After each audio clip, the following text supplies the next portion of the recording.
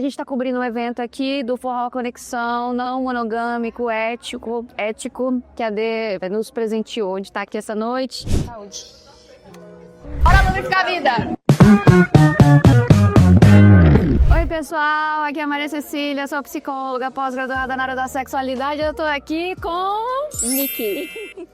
Com Miki. Como é que tá a vida aí no forrozinho? Me conta sobre você. Quem é você? Quem é Miki? Nossa, puta complexa, né? Tira o Aristóteles, o Sócrates, apreciado.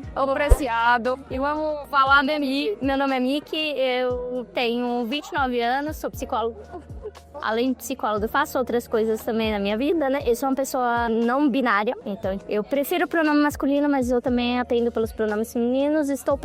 Vou começar a passar pelo processo de transição pelo SUS.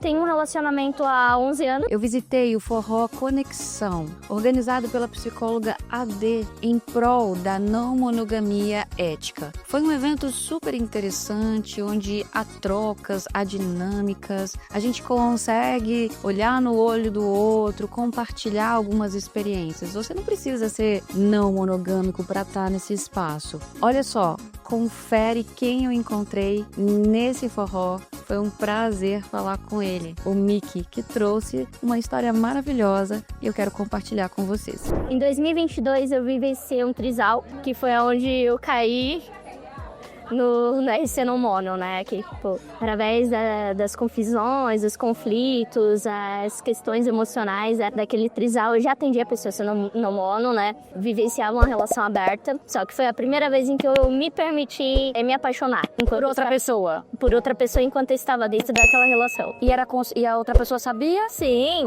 Oh my God! Wow! Inclusive as duas trabalhamos juntas. Então foi muito mais a minha esposa trazendo. Aí a gente acabou se apaixonando, tanto eu, quanto a minha esposa, quanto a outra moça também. E aí a gente vivenciou isso por 1 ano e meio, mais ou menos. Claro, elas terminaram em um período, eu continuei com as duas, houveram... Como que é isso? Você que é foda. Eu preciso entender a lógica disso. Não tem nem a lógica, não é a lógica, né? Como que funcionou, né? Como é que funciona? Me conta, termina com uma e como é que administra isso? Foi bem complicado, bem complexo, né? Porque na época tinha aquela questão da relação principal, né? Meu relacionamento de mais tempo era prioridade. E foi onde eu comecei a questionar a lógica daquilo. Tipo, por que tem que ter uma relação que tem que ser principal? Porque, tipo, se eu gosto tanto dessa pessoa, se faz sentido, por que eu tenho que só pensar na vida com uma única pessoa, se também faz sentido? E as duas estavam juntas na época. Só que a minha parceira, ela estava ainda com dificuldade em lidar com essas questões, porque dentro da nossa relação aberta, ela se apaixonou por outras pessoas. Eu nunca me apaixonei por outra pessoa. Então ela estava com dificuldade. Você se apaixonou do trisal? Depois, né? Mas entendi. Conta mesmo. Mas até aquele momento eu nunca tinha me apaixonado por outra pessoa. Ela tinha, eu não. E ela tinha comentado com você numa boa sobre ela nunca teve abertura pra falar sobre isso. Na verdade é que assim, a gente conversou sobre ter um relacionamento aberto e beleza, e tudo certo, ok. Só que aí ela fechava o relacionamento. Quando ela fechava o relacionamento, ela traía. Eu falava, mas qual é o sentido se a gente tem uma relação aberta e você pode falar sobre isso comigo? Por que que você vai fechar pra trair? Ah, não, aí ele extrapolou. E aí foi quando eu conheci a Suzana, porque eu trabalhei no call center no mesmo lugar que ela trabalhou e que a minha esposa trabalhou. Então, tipo, eu conheci a Suzana primeiro, só que eu não lembrava. E aí depois elas foram trabalhar no mesmo lugar. Então, tipo, aí foi onde a gente se viu numa festa, e eu dei em cima. E aí a Ana continuou flertando com ela no trabalho. E elas flertaram. Entendi. Ela viu primeiro você flertando e depois ela continuou o flerte. Não, a gente flertou junto. É que depois que eu bebo, eu ando a falar. É bom saber, né? É bom saber que ando a falar. E aí foi onde eu comecei a beber. Já tá bêbado, Não, comecei a beber tem pouco tempo. Mas aí só de ter o copo da cerveja aqui já me ajuda. Aí eu fui e flertei com ela e depois a minha esposa foi e continuou no trabalho. E a minha esposa o tempo todo perguntando, você tá bem com isso? Eu tô, vai. E aí a menina começou a namorar com um amigo da minha esposa, então tipo... beleza, né? Acabou. E aí, assim que a menina terminou o relacionamento, foi aonde elas foram. Ela foi lá pra casa. Ela tinha terminado e uma outra amiga tinha terminado. E aí a gente começou a conversar e tal, e tal. No final daquela noite a gente tava ficando. E eu nem sabia como é que aquilo aconteceu. Porque não tava nos planos, eu não estava prevendo que aquilo ia acontecer. Mas depois daquilo a gente continuou ficando. Em todo final de semana ela tava lá em casa. E aí, quando eu fui perceber, eu estava envolvido.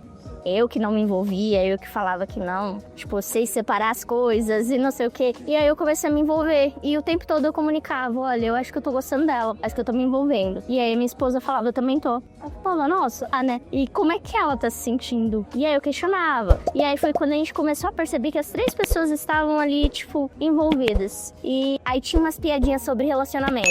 Vamos namorar, não vamos namorar, e não sei o quê. E aí foi onde a Ana, que é minha esposa, ela brincou. Ela falou assim, tem um tempo de experiência. Ele passar no tempo de experiência. Qual é esse tempo de experiência? 3 meses. E a gente brinca até hoje, né? E aí a gente esperou 30 dias. Tipo, foi quando a gente pediu ali namoro. Tipo, 30 dias. Exatamente 30 dias. E aí a gente começou a namorar, os 3 e tal. Porém, a minha esposa não tava pronta pra lidar com aquela questão, com dividir realmente. Porque antes a gente fazia tudo juntos. Era sempre os 3, sempre os 6, sempre os 3. E aí eu sempre falava, olha, você sabe que se a gente começar a namorar, vai ter um momento onde você vai ter a sua dinâmica com ela, eu vou ter a minha dinâmica, porque nós somos pessoas individuais. Então, cada relação, ela acontece em dupla. Tem a minha relação com você, minha relação com ela, a sua relação, porque então vai ser diferente. Não só o sexo também. Não só o sexo, mas a dinâmica da relação em si. E aí, a minha esposa, ela não tava pronta ainda para aquelas questões, e ela tava ainda se preparando para a questão de mudança da dinâmica da relação, da prioridade e tal. E foi tudo muito rápido, mas foi a partir dela que vamos pedir em namoro. Eu falei, tá, você tá pronta? Tô pronta. Só que a partir disso começou a surgir várias questões, ciúmes e tal, e eu tentando administrar a questão de ciúmes dela. Como é que você tá se sentindo? Tá tudo bem se sentir ciúmes? Fala com a gente, não sei o quê. E ela tentando guardar aquilo pra si, e ela tinha explosões. E nessas explosões, a Suzana, que era a menina que se relacionava com a gente, não conseguia lidar. Eu já estava acostumado com algumas explosões porque a minha esposa não sabia lidar com as próprias emoções. Então eu sempre estava ali, tipo, auxiliando, tá tudo bem se expressar e não sei o quê. E foi a partir dessa relação que ela aprendeu a se expressar.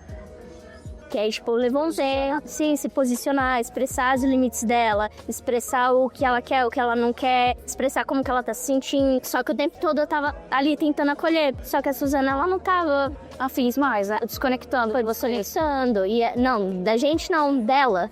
Suzana que foi do desconectar, da Ana. Então aí chegou um momento em que a Suzana virou e falou, olha, não quero mais namorar com você, não tá dando certo pra mim.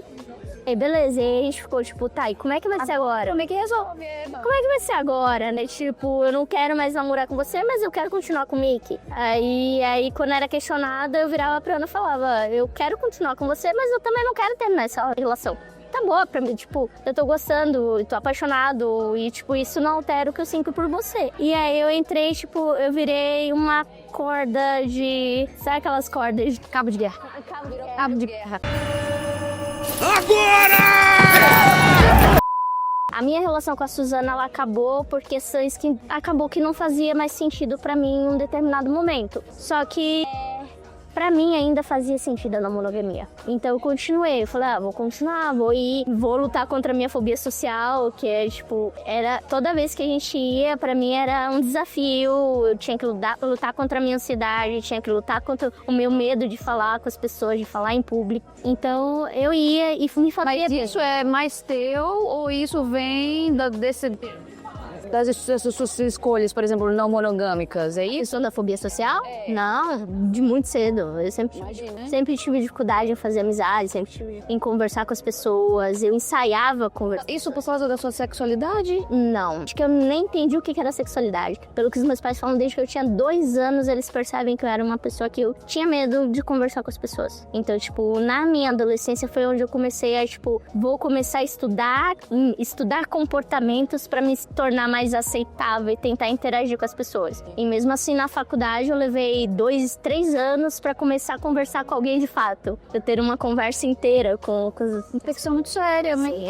era algo que eu começava a tremer, eu começava a suar, eu gaguejava. Na faculdade, eu não conseguia fazer apresentações em grupo, eu pedia para os professores me passar uma tarefa por fora, porque eu não conseguia, eu tinha crise de ansiedade terrível, ao ponto de eu ir pro banheiro e começar a chorar. Então, e querendo ou não, participar do DLC me ajudou bastante também com isso. Porque eu acho que a intenção aqui é partilhar também, né? Pelo que eu tô sentindo aqui, eu acho que tem muito mais, falei com a Dê, e aí muito mais a ver com essa coisa de estabelecer uma conexão.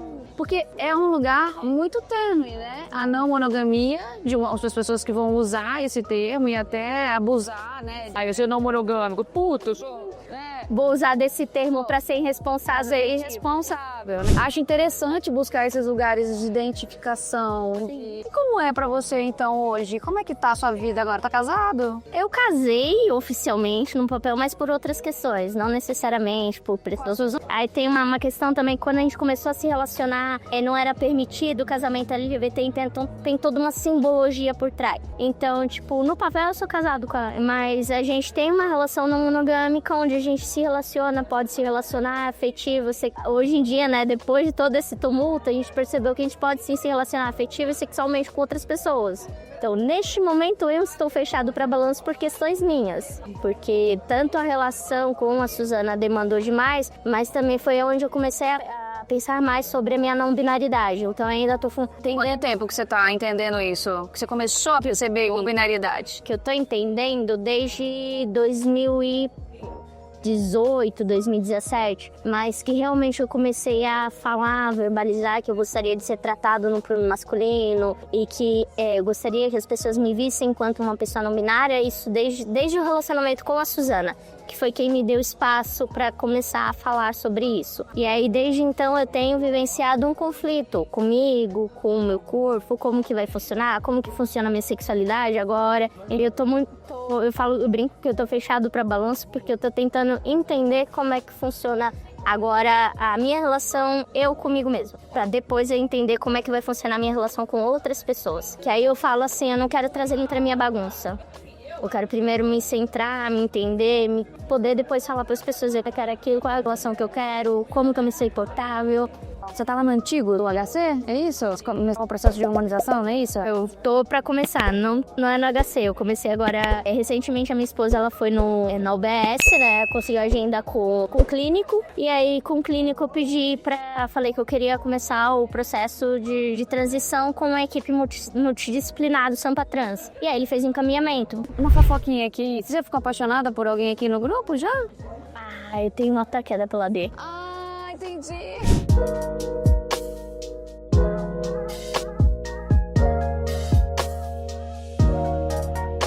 Entendi. Deu um crush já. Isso é crush. Manda um recado pra ela, vai. Não consigo, né? Ela vai estar vendo esse vídeo e me manda uma história. Mas assim, se eu tenho uma queda por alguém, várias pessoas. Tem muitas pessoas interessantes, muitas pessoas legais aqui. Tô me sentindo. Então eu vou ter que interromper aqui, porque eu sou interessante, tá? Esse é o Mickey. Mickey, ó, sucesso pra você na sua jornada, tá? Obrigada. Tô sendo aqui pra dar certo. Qualquer coisa, tô. Tchau. Obrigada.